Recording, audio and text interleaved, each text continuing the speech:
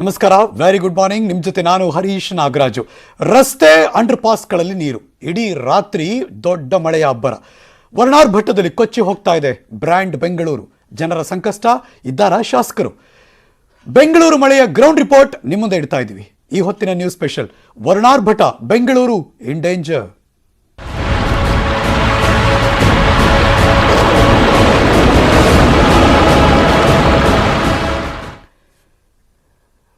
ದೊಡ್ಡ ಮಟ್ಟದಲ್ಲಿ ಬೆಳೀತಿದೆ ಬೆಂಗಳೂರು. ಆದರೆ ಅಭಿವೃದ್ಧಿ ಮತ್ತು ಮಳೆ ಬಂದಾಗ ಆಗುತ್ತಿರುವಂತಹ ಬೆಳವಣಿಗೆ ಇದು ದೊಡ್ಡ ಮಟ್ಟದಲ್ಲಿ ಸಿಕ್ಕಾಕ್ಸ್ತಾ ಇದೆ. ಬರ್ತಾ ಇದೆ ಬ್ರೇಕಿಂಗ್ ನ್ಯೂಸ್.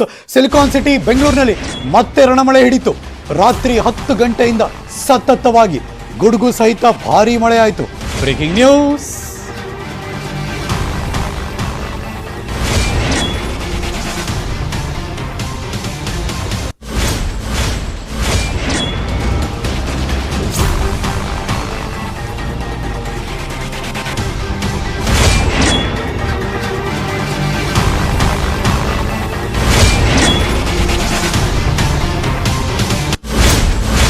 ಹಂಗೆ ನೋಡಕ್ ಹೋದ್ರೆ 8, 8:30, 9 ಗಂಟೆಗೆ ಶುರುವಾಯಿತು ಮಳೆ.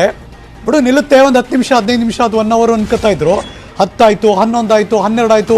ಮಳೆ ಸುರಿತಾನೆ ಇದೆ. ಧಾರಾಕಾರ ಮಳೆ ಪ್ಲಸ್ ಗುಡುಗು ಸಹಿತ ಮಳೆ. ನಗರದ ಹಲವಾರು ತಗ್ಗು ಪ್ರದೇಶಗಳಲ್ಲಿ ಮಳೆ ನೀರು ನುಗ್ತು. ಬೆಂಗಳೂರಿನ ಹಲವು ಬಡಾವಣೆಗಳು ಜಲಾವೃತ ಆಯಿತು. ಹಲಸೂರು, ಜೀವನ್ ಭೀಮಾ ನಗರದಲ್ಲಿ ಮನೆಗಳಿಗೆ ನೀರು ನುಗ್ತು. ಬೆಳ್ಳಂದೂರು ಕ್ರಾಸ್ನಲ್ಲಿ ಮಳೆಯಿಂದ ಮತ್ತೆ ಜಲಾವೃತ ಆಯಿತು. ಮಹಾಲಕ್ಷ್ಮಿ ಲೇಔಟ್ ಮಳೆಗೆ ಧಾರೆ ಗುರುಳಿತು. 2 ಬೃಹತ್ ಗಾತ್ರದ ಮರಗಳು. ತರಕಾರಿ ಮಾರ್ಕೆಟ್ ಹತ್ರ ನಿಂತಿದ್ದ 2 ವಾಹನಗಳು ಸಂಪೂರ್ಣ ಜಖಂ. ನೋಡಿ, ಬರ್ತಾ ಇದೆ ಎಲ್ಲ ದೃಶ್ಯಗಳು ಕೂಡ. BBMP ಅರಣ್ಯ ಸಿಬ್ಬಂದಿಯಿಂದ ರಾತ್ರಿಯಿಂದಲೇ ತೆರವು ಕಾರ್ಯ ಶುರುವಾಯಿತು. ಫ್ರೀಡಂ ಪಾರ್ಕ್, KR ಮಾರ್ಕೆಟೆ, ಫ್ರೇಜರ್ ಟೌನ್ ಹೊಡ್ತಾ ಇರುತ್ತೆ. ಬೆಂಗಳೂರಿನ ಬೇರೆ ಬೇರೆ ರಸ್ತೆಗಳಲ್ಲಿ ಧಾರಾಕಾರ ಮಳೆಯಿಂದ ಎಲ್ಲ ಕಡೆ ಕಾಣಿಸ್ತಿರೋ ಕಾಮನ್ ಫ್ಯಾಕ್ಟರ್ ಏನಪ್ಪ ಅಂದರೆ, ಇದು ಕೆರೆಯೋ ಬೆಂಗಳೂರಿನ ಸಿಟಿ ರಸ್ತೆಗಳೋ ಅನ್ನೋ ಥರ. ಇದು ಸಂಚಾರ ಮಾಡೋಕ್ಕಾಗದೆ ಎಲ್ಲಾದರೂ ಅಲ್ಲಿ 2 ಅಡಿ 3 ಅಡಿ ನಿಂತಾಗ 2 ವೀಲರ್ ಆಗಲಿ 4 ವೀಲರ್ ಆಗಲಿ ಒಂದು ಸ್ವಲ್ಪ ಸ್ಲೋ ಆಯಿತು. ಆ ಸೈಲೆನ್ಸರ್ ಪೈಪಿಗೆ ನೀರು ತುಂಬ್ಕತ್ತು ಅಂದರೆ ಮುಗೀತು ಕತೆ. ದೇವರಣೆಗಳು ಸ್ಟಾರ್ಟ್ ಆಗಲ್ಲ.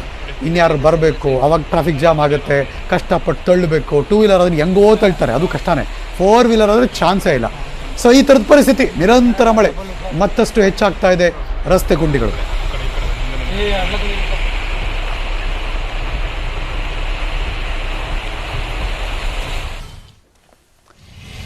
ಚೇಂಜ್ ಆಯ್ತು. ಈಗ ವಿಷುವಲ್ಸ್ ಚೇಂಜ್ ಆಯಿತು. ಬೆಂಗಳೂರಿನ ಬೇರೆ ಬೇರೆ ಲೇಔಟ್ ಚೇಂಜ್ ಆಯಿತು. ಯಾವುದೀಗ ಮೇಕ್ರಿ ಸರ್ಕಲ್ ಅಲ್ಲಿ ನೋಡಿ, ಕಿಲೋಮೀಟರ್ ಗಟ್ಟಲೆ ಹೆಂಗೆ ಟ್ರಾಫಿಕ್ ಜಾಮ್ ಅಂತ. ನಾನು ಆಗಲೇ ಹೇಳಿದ್ನಲ್ಲ, ಅಂಡರ್ ಪಾಸಲ್ಲಿ ನೀರು ನಿಂತ್ಕೊಳ್ಳುತ್ತೆ.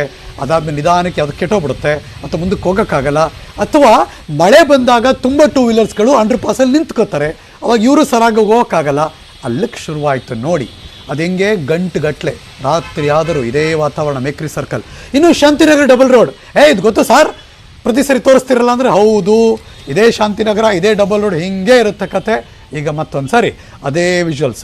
ಆದರೆ ಯಾವುದೋ ಹಳೆ ವಿಜುವಲ್ಸ್ ಅಲ್ಲ, ಮತ್ತೆ ಅದೇ ಹೊಸ ವಿಜುವಲ್ಸ್. ಮತ್ತೆ ಟ್ರಾಫಿಕ್ ಜಾಮ್, ಮತ್ತೆ ನೀರು ನಿಂತ್ಕೊಳ್ಳುತ್ತೆ, ಮತ್ತೆ ಜನ ಒದ್ದಾಡ್ತಾರೆ.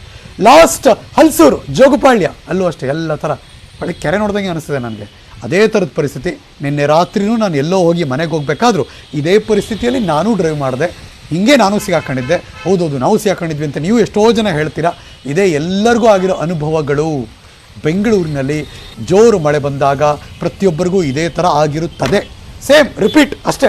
ಸೊ ಹಾಗಾಗಿ ಬೆಂಗಳೂರಿನ ಬೇರೆ ಬೇರೆ ಭಾಗದ ದೃಶ್ಯವನ್ನು ತೋರಿಸ್ತಾ ಇದ್ದೀವಿ. ಮಧ್ಯಭಾಗದ ದೃಶ್ಯ ನೋಡ್ರಿ, ಇಲ್ಲಿ ಬಿತ್ತು ದೊಡ್ಡ ಬೃಹತ್ ಗಾತ್ರದ ಮರಗಳು.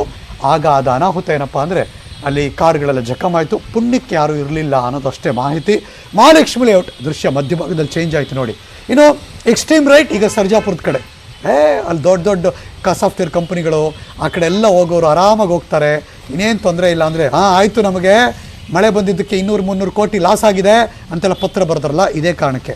ಈ ಸರ್ಜಾಪುರ ರೋಡು ಅಲ್ಲೆಲ್ಲ ಇದೇ ಥರ ಕೆರೆ ಥರ. ಯಾರು ಆಫೀಸ್ಗೆ ಹೋಗೋಕ್ಕಾಗಲ್ಲ, ಗಂಟೆಗಟ್ಟಲೆ ಲೇಟು, ಇನ್ನೇನು ಮಾಡೋಕ್ಕಾಗಲ್ಲ. ನಿನ್ನೆ ಸಂಡೇ ಕರೆಕ್ಟು, ಇವತ್ತು ಬೆಳಗ್ಗೆ ಕಥೆ ಇದೆ. ಯಾರು ಆಫೀಸ್ಗೆ ಹೋಗ್ಬೇಕಾಗಿರೋರು ಮತ್ತೆ ಏನೇನು ಒದ್ದಾಡ್ತಾರೋ ಗೊತ್ತಿಲ್ಲ. ಅಲ್ಲಿ ಬೆಳಗ್ಗೆ ಆದರೂ ಅದೇ ಪರಿಸ್ಥಿತಿ ಇತ್ತು. ಇದು ಸರ್ಜಾಪುರ ಔಟರ್ ರಿಂಗ್ ರೋಡ್ ಅಲ್ಲಿ ಇರುವಂಥ ಅವ್ಯವಸ್ಥೆ, ಅದರ ದೃಶ್ಯ ನೀವು ನೋಡ್ತಾ ಇದ್ದೀರಾ. ನಿನ್ನೆ ರಾತ್ರಿ ಸುರಿದಂಥ ಧಾರಾಕಾರ ಮಳೆಗೆ ಬೆಂಗಳೂರಿನ ಹಲವಾರು ಭಾಗದ ದೃಶ್ಯ ನನ್ನ ಸಹೋದ್ಯೋಗಿಗಳು, ಕ್ಯಾಮ್ರಾಮೆನ್ನು ಮತ್ತು ರಿಪೋರ್ಟರ್ಗಳೆಲ್ಲ ಸುತ್ತಿ ಎಲ್ಲ ವಿಷುವಲ್ಸ್ ಕಳಿಸ್ಕೊಡ್ತಾ ಇದ್ರು. ಅವರು ನಿದ್ದೆ ಮಾಡಿಲ್ಲ. ಇದು ಬ್ರ್ಯಾಂಡ್ ಬೆಂಗಳೂರಿನ ಅವ್ಯವಸ್ಥೆಯ ಆಗರದ ದೃಶ್ಯವನ್ನು ತೋರಿಸ್ತಾರೆ.